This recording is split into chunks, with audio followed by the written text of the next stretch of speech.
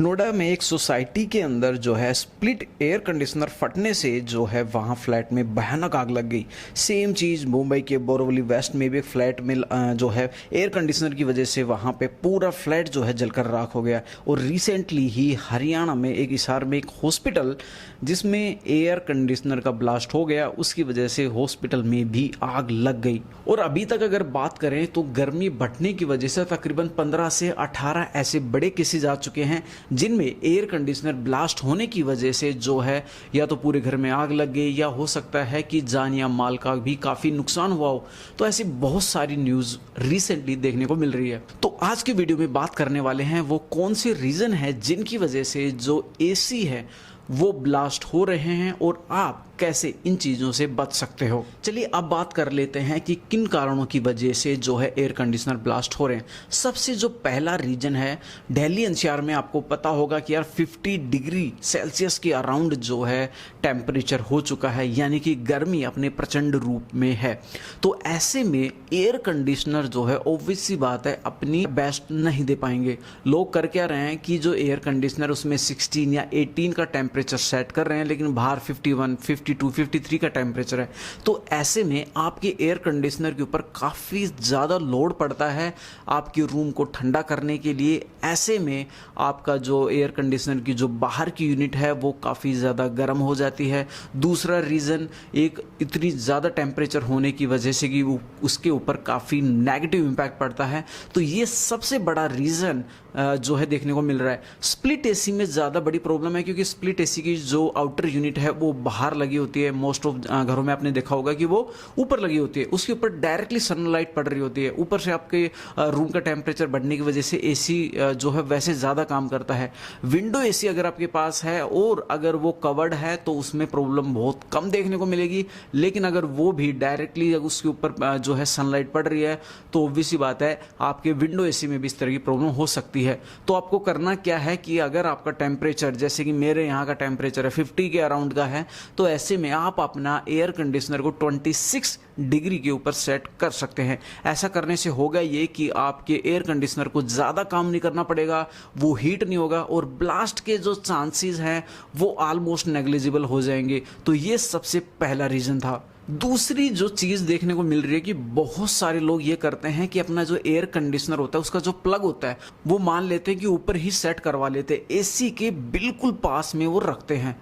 ये एक बहुत बड़ा रीजन हो रहा है। किसी भी वजह से अगर घर में शॉर्ट सर्किट होता है तो ऐसे में आपकी जो इनर यूनिट है उसमें आग लगने के चांसेस होते हैं। तो आपको जो अपना प्लग है एयर कंडीशनर का वो तकरीबन 1.5 से 2 मीटर की दूरी पे अगर वो है तो ऐसे में शॉर्ट सर्किट की वजह से एयर कंडीशनर में जो है आग लगने के चांसेस कम हो जाते हैं। नेक्स्ट अगर रीजन की बात करें तो लोग क्या करते हैं कि एयर कंडीशनर उन्होंने बाय कर लिया, अब उसको कई सालों तक यूज कर रहे, 1, 2, 3 साल तक, लेकिन उसकी कोई सर्विस नहीं कर रहे, कोई मेंटेनेंस नहीं कर रहे। फॉर एग्जाम्पल उसके जो फिल्टर्स वगैरह है उनमें पूरी तरह डस्ट फंसा हुआ है। ऊपर की भी अगर मैं बात करूं कि जो आउटर यूनिट है उसके अंदर भी काफी सारा डस्ट पड़ा हुआ है और उसकी कोई क्लीनिंग नहीं हो रही है। तो ऐसे में डस्ट ज्यादा यूनिट के अंदर जाने की वजह से भी वो काफी ज्यादा हीट होने लगता है और आपको बेस्ट कूलिंग नहीं दे पाएगा। तो सबसे बेस्ट ये रहेगा कि आप घर पर भी जो है बहुत सारी बेसिक चीजें करके भी आप उसकी बेसिक सर्विसिंग कर सकते हैं।